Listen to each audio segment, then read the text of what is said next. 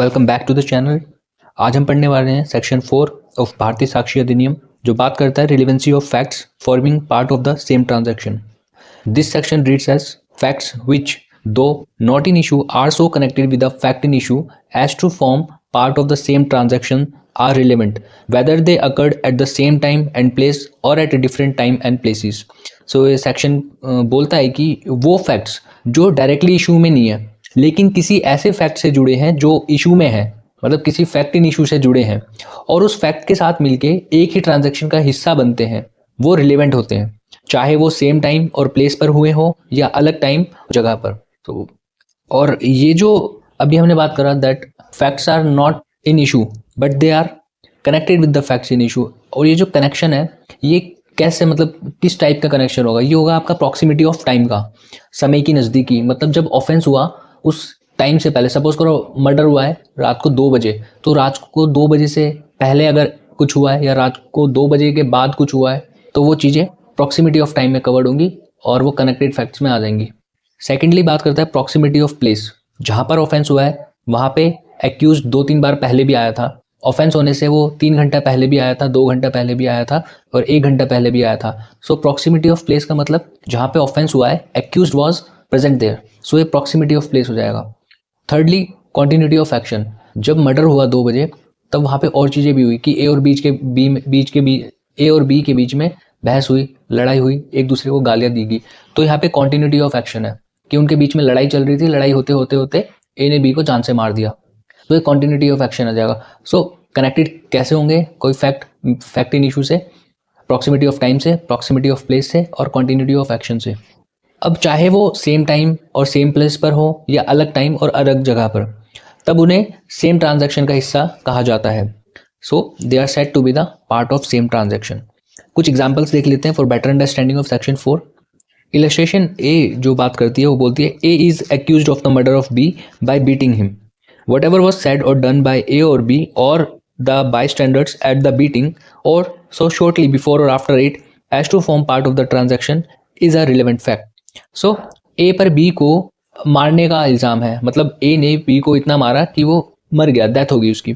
सो जो कुछ भी A या B ने बोला या किया या जो भी लोग वहाँ खड़े थे उन्होंने जो कुछ किया, जो मार के बाद या मार के पहले हुआ, वो ट्रांजैक्शन का पार्ट होगा और एक रिलेवेंट फैक्ट होगा। नेक्स्ट देखते हैं हम इलस्ट्रेशन बी, जो बात करता है A is accused of waging war against the government of India by taking part in an armed insurrection in which property is destroyed, troops are attacked and jails are broken open. The occurrence of these fact is relevant as forming part of the general transaction though A may not have been present at all of them.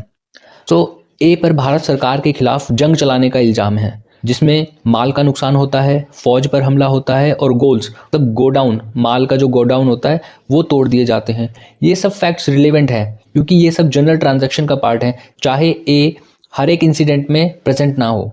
हर एक incident में present ना होगा मतलब कहीं पे godown टूट रहे हैं, कहीं पर फौजियों से लड़ाई हो रही है, कहीं पर बसें जलाई जा रही हैं, तो एक पर्सन हर जगह नहीं हो सकता, बट क्योंकि वो जंग लड़ रहा है भारत सरकार के खिलाफ तो उसके साथ और जितने भी लोग होंगे इंक्लूडिंग ए, वो सब जो भी कर रहे होंगे वो एक सेम ट्रांजैक्शन का हिस्सा बनेगा। नेक्स्ट इलस्ट्रेशन देखते हैं हम, illustration C.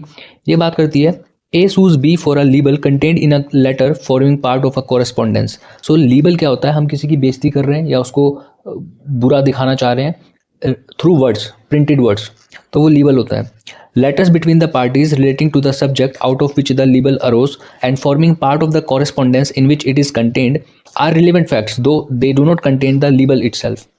So A B पर एक लेटर के लिए लीबल का केस कर रहा है जो एक कॉरेस्पॉन्डेंस का पार्ट है। वो लेटर्स जो दोनों पार्टीज के बीच उसी सब्जेक्ट पर एक्सचेंज हुए जिनसे लीबल का इशू स्टार्ट हुआ, वो रिलेवेंट फैक्ट्स हैं चाहे उनमें लीबल डायरेक्टली ना हो। इसको एग्जाम्पल के थ्रू समझते हैं।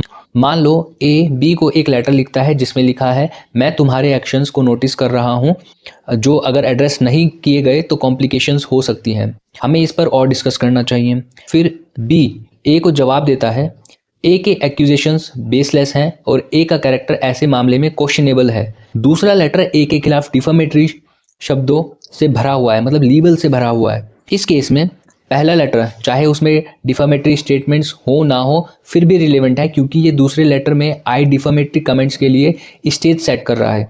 दोनों लेटर्स को केस में रिलेवेंट फैक्ट्स माना जाएगा, क्योंकि ये कॉन्टेक्स्ट और इवेंट्स की प्रोग्रेशन को दिखाते हैं जो डिफामेशन तक लेके आए। तो हमने देखा इसमें पहले लेटर में कुछ भी ऐसा नहीं लिखा था जो कि ए ने भेजा था, पर दूसरा लेटर जिसमें उसके कैरेक्टर के ऊपर सवाल था और वो क्योंकि लिखित में था, प्रिंटेड वर्ड्स में था, इसलिए वो लीबल की कैटेगरी के अंदर आ जाता है।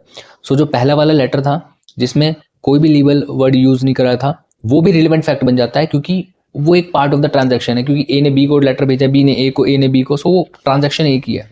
सो वो रिलेवेंट फैक्ट बन जाते हैं जितने भी लेटर एक्सचेंज हुए हैं। नेक्स्ट इलस्ट्रेशन देखते हैं D. The question is whether certain goods ordered from B were delivered to A. The goods were delivered to several intermediate persons successively. Each delivery is a relevant fact. So सवाल है कि B से जो goods order किए थे वो A को दिए गए हैं या नहीं। तो जो गुड्स बीच बीच में इंटरमीडिएट लोगों को दिए गए हैं वो सब रिलेवेंट फैक्ट्स हैं। प्रैक्टिकल एग्जांपल देखते हैं। आप फ्लिपकार्ट से कुछ ऑर्डर करते हैं, आपको एक ऑर्डर आईडी मिलती है, आप ट्रैक करते रहते हैं उस ऑर्डर आईडी से। सो सवाल अब ये उठता है कि आपको फ्लिपकार्ट से ऑर्डर मिला या नहीं मिला। अब इसमें रिलेवेंट फैक्ट्स क्या हो जाएंगे?